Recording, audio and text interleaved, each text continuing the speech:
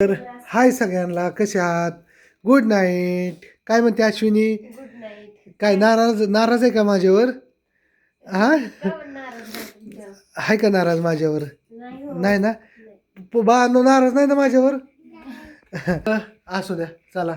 नाराज ना असतं कसे असं अश्विनी नाराज तर विषय काय आहे तुम्हाला म्हणजे सांगायचं म्हणजे तर आज आमचा लग्नाचा वाढदिवस 29 जानेवारीला आमचं लग्न झालेलं. आज आमच्या लग्नाला, आमच्या संसाराला आणि आम्हाला दोघंजण एकत्र राहतो 13 वर्ष झाले. आज आम्ही दोघंजण म्हणजे संसार करतो, ह्याला 13 वर्ष पूर्ण झाली.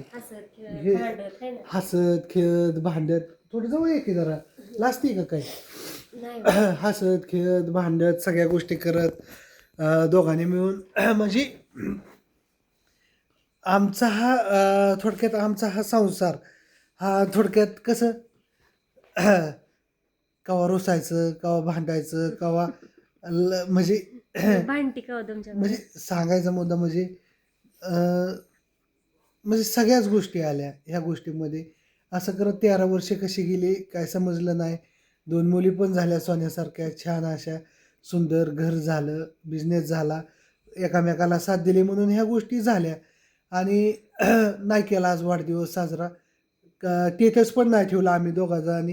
हिला म्हणलं अश्विनी आपला वाढदिवस काय साजरा करावा म्हणून नेम नाही, कारण की दुःख तसं झालं. नव्हतं दुपारपर्यंत तर म्हणजे आधी ध्यानात होतं, काल परवा दिवशी ध्यानात होतं, काल पण नियोजन होतं सगळं, पार्टी ही तुम्हाला माझ्या वाढदिवसाच्या टायमिंगला सांगितलेलं. पण विषय असा झाला की खूप असे दुःखद अशी घटना घडली. तुम्हाला तर माहिती आहे, आपले महाराष्ट्राचे उपमुख्यमंत्री अजितदादा साहेब यांचं दुःखद निधन झालं. पण हे म्हणजे खूप वाईट झालं. म्हणजे अचानक ही एक एक प्रकारचा धक्का म्हणजे ही सण सण सण व्हायसारखंच नाही. म्हणजे मी आता आजारीच पडलो, तुम्हाला काय सांगू. मला हे झालं सर्दी खोकला हे सगळं म्हणजे एक प्रकारचं टेन्शन आलं. टेन्शन यासारखीच गोष्ट झाली.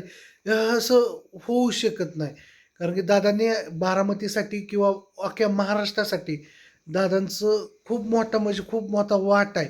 आणि त्यांना जसं कळतंय म्हणजे राजकारण हे मला जसं कळतंय असं दादांना पाहता आलोय. मी पण जशी अशी चिऊ सारखी आहे का नाही, तेव्हापासून असं गोजूबाईला जाणं येणं हे ते दादांचं असायचं, परत सुमित्राताईंचं पण असायचं. त्याच्यामुळे लहान लहान असल्यापासून बघत आलोय त्यांना. मग त्या गोष्टीचं कसं झालं, त्याच्यामुळं सगळं माइंड मधलं. आणि ज्यावेळी कळलं गोजूबाई मध्येच झाले, त्यावेळेस हातपायच उचलायचे बंद झाले. मी तर तिकडे होतो, 108 पाडीच्या तिकडे काम चाललेलं होतं माझं. तरी रात्री मी काही केलं, रात्री 1 वाजता घरी आलो, कारण की मला सकाळनं यायचं होतं. रातच्या 1 वाजेपर्यंत आमच्यापाशी 4 व्हीलर नव्हती, काय नव्हती. 2 व्हीलरवर आलं की, कारण की सणच व्हाय ना, ती गोष्ट सण व्हाय ना व्हिडिओ. त्याच्यामुळं काय केलं, आलो. पण आज वाढदिवस होता, हिला म्हणलं नाही कसं एक वर्ष वाढदिवस साजरा केला म्हणून काय आपल्याला काही लई होत नाही, कारण की असं व्हायला नव्हतं पाहिजे. म्हणजे खूप असं एक सगळ्यात जास्त वाईट झालं म्हणजे दादांचं खरोखर काम बोलतं तुम्हाला. परवाच गोष्ट आहे, आपण बारामतीला गेलो तर आम्ही पानपुरी खायला गेलतो. ती झाडं बघून भारी वाटलं. म्हणजे फोटो काढलेलं मी अनुष्काचं अश्विनीचं ह्याचं. तिथे गेल्यानंतर छान छान फोटो वगैरे काढला, पण टाकायची सुद्धा हिंमत झाली नाही. दुसऱ्या दिवशी उठून टाकायचा तर हिला काय म्हणलं, आज संध्याकाळी व्हिडिओ काढलाय ना आपण बारामतीत. अश्विनीने गाडीवरचा बारामतीचा नजारा, पानपुरी खाल्लेली ही ती सगळं व्हिडिओ वगैरे काढलेलं. आणि खरं सांगतो खूप म्हणजे खूप मोठा वाटा त्या व्यक्तीचा. म्हणजे दादांबद्दल बोलावं एवढं कमी आहे.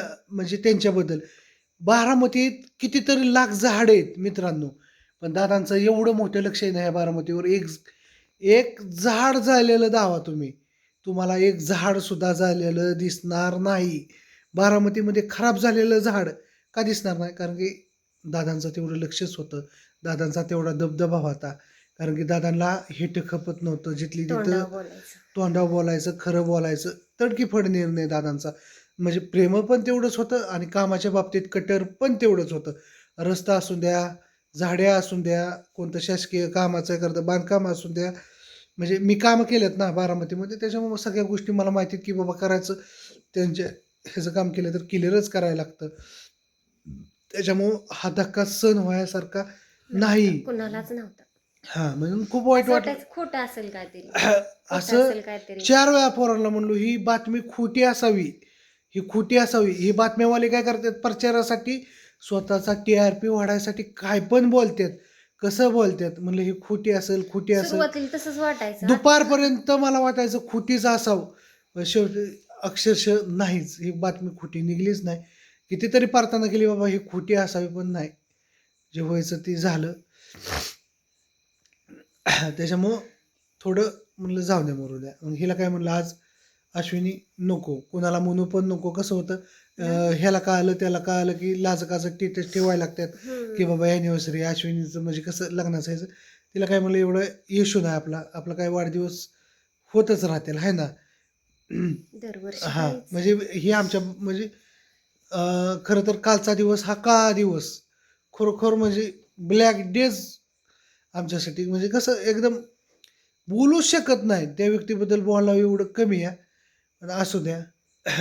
माझं तर काल हातपाय चालत नव्हतं. मी पुरीला म्हणजे लवकर बघितलं नव्हतं ना, आणि कसं पुरींचं आवरून शाळेत, पुरी आणू तर शाळेत गेलती हां. आणि माही दोघी शाळेत गेलते त्या. हं. आणि परत मी माघारी आल्या. मी पुरी म्हणते पुरी का माघारी आल्या, पुरी का माघारी आल्या. तेवढ्यात वहिनीचा फोन आला, कारण गोजबाईमध्ये झालतं ना ते. हं. आणि मी लवकर फोन नव्हता बघितला. फोन आल्यापासून भांडी बाहेर नेऊन ठेवली होती. 6 वाजोस्तर भांडी तशीच बाहेर होती. नाही ना. हातपाय उचलायचं बंद झालं, ही ही काहीच गोष्ट कळालं. पचवण्यासारखी नाहीच. आणि खरोखर दादांनी काय कमवलं ते काल आणि आज बघायला भेटलं. कारण त्यो प्रत्येक व्यक्ती दादांबद्दल किती प्रेम आहे, की म्हणजे किती प्रेम आहे ही आज डोळ्यांनी पाहिलं, की सगळ्यात जास्त म्हणजे माणसं कमवणं लय खूप महत्त्वाचं आहे.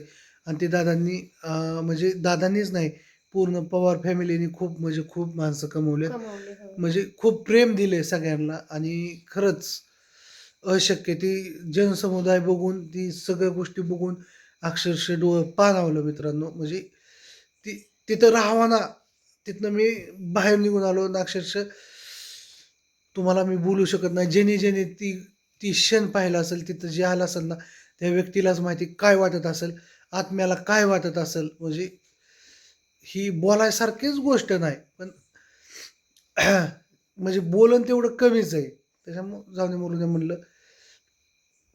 हिला पण म्हणलं नाराज नको होऊ. पोरींना म्हणलं काय एक एक दिवस केक नाही खाल्ला म्हणून काय होईल त्याचा आपलं? नाही हो काय विषय. माझ्या तर लक्षातच नव्हतं दुपारपर्यंत. पण ज्यावेळी आमच्या बरोबर आमच्या लग्नात एक जणाचं लग्न झालं, त्यांचं स्टेटस बघितलं ना, हं. त्यावेळी लक्षात आलं की बाबा आपली पण नाही अॅनिव्हर्सरी माझ्या असं. होतं कसं मोबाईलला टाईम लावलेला असतो. दरवर्षी आपण अॅनिव्हर्सरीचं फोटो काढलेले असतात. त्याला लगे काय होतं ते वरती येतात. पण बातम्यांशिवाय दुसरं काय बघितलंच नाही अजिबात. हां, सगळं काल परवा, नाही पण काल आणि आज 2 हां, दिवस. मोबाईल उघडं की फक्त दादाच दिसतात. मोबाईल परवा उघडं रात्री तर ही 1 वाजता आले ना, 1 वाजेपर्यंत झोपली नाही. आणि झोपच आली नाही, म्हणजे कुणालाच आली नसेल, झोपच आली नसेल कोणालाच. म्हणजे ही झोप यासारखं म्हणजे गल्लच नाही. नाही. ही झोप उडायसारखंच म्हणजे ही एक प्रकारचं असं वाटतं अनेक सुद्धा स्वप्नच असावं. म्हणजे खरोखर वाटतं हे स्वप्नच असावं. म्हणजे असं कुणाच्या बाबतीत होऊ नये असं वाटतं. असू द्या चला. नाही आज सांगू तरी म्हणलं वाढदिवस होता लग्नाचा. पण बघू नेक्स्ट टाईम करू आपण. चांगला करू, छान करू. काय असतं त्याच्यामध्ये. चला गुड नाईट, बाय. आणि तुम्ही सगळीजण काळजी घेत जा. गाडी चालवताना सगळ्या गोष्टींनी. आता मी गाडीवर अजिबात व्हिडिओ काढणार नाही. कारण कधी काय होईल, कोणती वेळ येईल सांगू शकत नाही. त्याच्यामुळं सगळी व्यवस्थित राहा, खा प्या, आनंदी राहा. जास्त काय भानगडीत काय पडू नका. आपलं आहे का नाही, आपलं काम भलं, आपण भलं. एवढंच सांगेन. तसं नाही, पण वेळ आल्यावर जावं लागतंय असं. चला गुड नाईट एकदा सगळ्यांना.